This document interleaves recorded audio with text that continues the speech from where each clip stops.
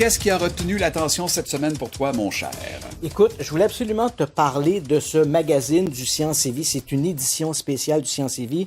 On va présenter des images à l'écran. C'est un numéro hors série, donc le numéro sera encore en kiosque pendant plusieurs semaines. Le numéro en question aborde le phénomène des extraterrestres, mais sous tous les angles. Et on le sait, bon, Science et Vie, ce n'est pas un périodique scientifique de haut calibre, c'est de la science populaire. Donc, ça s'adresse à tout le monde. On peut se plonger là-dedans, même si on n'est pas un physicien. Exact. Et on aborde la question des extraterrestres. Ça va de la découverte des exoplanètes, donc ces planètes situées en dehors du système solaire. Oui. On nous rappelle d'ailleurs qu'il y a à peine 20 ans, on n'en avait jamais observé de ces planètes-là. Il y a 20 ans, on savait qu'on avait un Soleil, 9 planètes qui tournaient autour avant de rétrograder Pluton.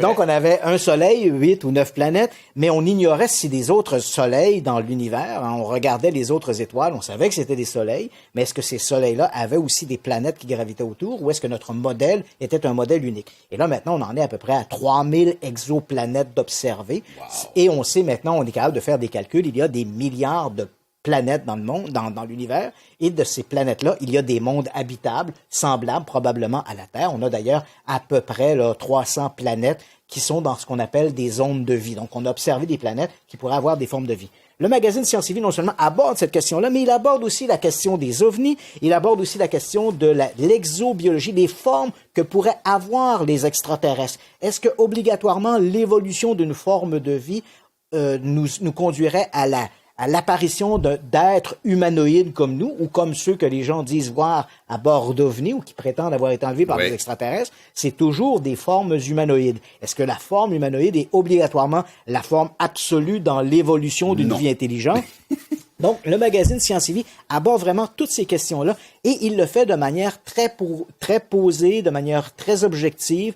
On y aborde la question des ovnis, et c'est assez surprenant parce que les ovnis, on nous dit pas que les ovnis n'existent pas. On va même jusqu'à nous présenter un petit reportage au GEIPAN. Le GEIPAN, c'est le groupe d'études et d'informations sur les phénomènes aérospatiaux non identifiés. C'est un organisme, en fait, c'est un organisme tentaculaire de la NASA française, le CNES, le Centre national des études spatiales. Seul organisme d'ailleurs dans les grands pays industrialisés qui s'intéresse à la question des ovnis.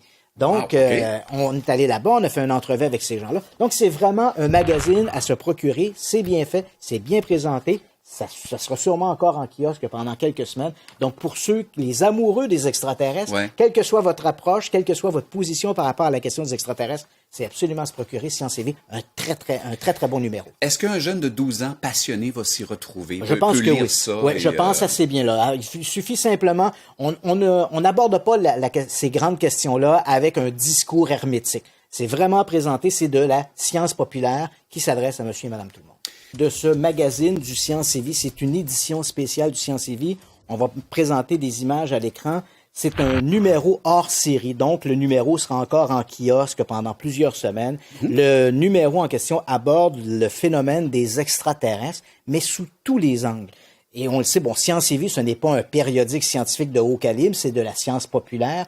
Donc, ça s'adresse à tout le monde. On peut se plonger là-dedans, même si on n'est pas un physicien. Exact. Et on aborde la question des extraterrestres. Ça va de la découverte des exoplanètes, donc ces planètes situées en dehors du système solaire. Oui. On nous rappelle d'ailleurs qu'il y a à peine 20 ans, on n'en avait jamais observé de ces planètes-là. Il y a 20 ans, on savait qu'on avait un Soleil, 9 planètes qui tournaient autour avant de rétrograder Pluton. Donc, on avait un Soleil, 8 ou 9 planètes, mais on ignorait si des autres soleils dans l'univers, on regardait les autres étoiles, on savait que c'était des soleils, mais est-ce que ces soleils-là avaient aussi des planètes qui gravitaient autour ou est-ce que notre modèle était un modèle unique? Et là, maintenant, on en est à peu près à 3000 exoplanètes d'observer. Wow. Et on sait maintenant, on est capable de faire des calculs, il y a des milliards de planètes dans le monde, dans l'univers, et de ces planètes-là, il y a des mondes habitables, semblables probablement à la Terre. On a d'ailleurs à peu près 300 planètes qui sont dans ce qu'on appelle des zones de vie. Donc, on a observé des planètes qui pourraient avoir des formes de vie. Le magazine Science et Vie, non seulement aborde cette question-là, mais il aborde aussi la question des ovnis, il aborde aussi la question de l'exobiologie, des formes que pourraient avoir les extraterrestres. Est-ce que, obligatoirement, l'évolution d'une forme de vie nous conduirait à l'apparition d'êtres humanoïdes comme nous, ou comme ceux que les gens disent voir à bord d'OVNI, ou qui prétendent avoir été enlevés par des extraterrestres, c'est toujours des formes humanoïdes. Est-ce que la forme humanoïde est obligatoirement la forme absolue dans l'évolution d'une vie intelligente? Donc, le magazine Science et Vie aborde vraiment toutes ces questions-là et il le fait de manière très posée, de manière très objective. On y aborde la question des ovnis. Et c'est assez surprenant parce que les ovnis, on nous dit pas que les ovnis n'existent pas. On va même jusqu'à nous présenter un petit reportage au GEIPAN. Le GEIPAN, c'est le groupe d'études et d'informations sur les phénomènes aérospatiaux non identifiés. C'est un organisme, en fait, c'est un organisme tentaculaire de la NASA française, le CNES, le Centre national des études spatiales. Seul organisme d'ailleurs dans les grands pays industrialisés qui s'intéresse à la question des ovnis.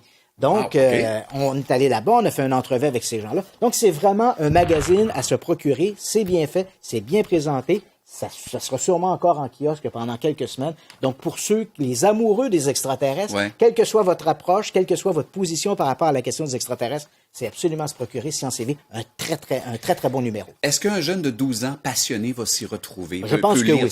Oui, je pense assez bien là. Il suffit simplement, on n'aborde pas ces grandes questions-là avec un discours hermétique. C'est vraiment présenté, c'est de la